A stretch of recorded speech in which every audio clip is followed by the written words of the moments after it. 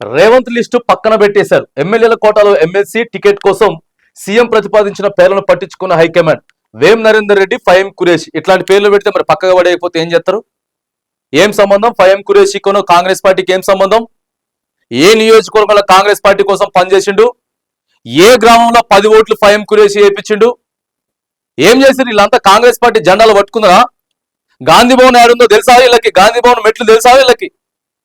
మళ్ళా వేం నరేందర్ రెడ్డికి ఎమ్మెల్సీ పదవి ఇవ్వాలి. ఎంతమంది మంత్రులు రెడ్డిలు ఎంతమంది ఉన్నారండి? ముఖ్యమంత్రి గారు రెడ్డే, మొత్తం మంత్రులంతా రెడ్లే, కార్పొరేషన్ చైర్మన్ మొత్తం రెడ్డిలకే. మళ్ళా వేం నరేందర్ రెడ్డి గారి పేరు తీసుకొచ్చి ప్రతిపాదించడం ఏడా సామాజిక న్యాయం ఏడున్నది? మీరు ఎందుకు పంపించరు? ఎందుకు ఒక దళిత పేరు ఎందుకు పంపించలేకపోయినరు? ఒక ఎస్టీ పేరు ఎందుకు పంపించలేకపోయినరు? కాంగ్రెస్ పార్టీ అధిష్టానం ఈ రోజు ఖచ్చితంగా సామాజిక న్యాయం పాటించింది. ఈడ ఉన్నటువంటి తెలంగాణలో పార్టీ పెద్దలే కాంగ్రెస్ పార్టీ పేరును బదనాం చేసేటువంటి ప్రయత్నం చేస్తా ఉన్నారు. వ్యక్తుల వల్ల కాంగ్రెస్ పార్టీ నాశనం అయిపోతా ఉన్నది. అందుకే ఇన్ఛార్జ్ మీనాక్షి నటరాజన్ గారిని ఇక్కడికి పంపించిండ్రు. 6 నెలలుగా ఏం జరుగుతా ఉందో ఢిల్లీ అధిష్టానం మొత్తం గమనిస్తా ఉన్నది.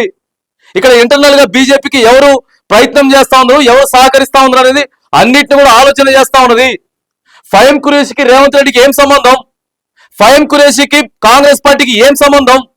మీతోటి ఉండి దందాలు సెటిల్మెంట్లు చేసిన వాళ్ళందరికీ మీరు మంత్రుల కోసం, మీరు పదవుల కోసం ఆరాట పడతా ఉన్నారా?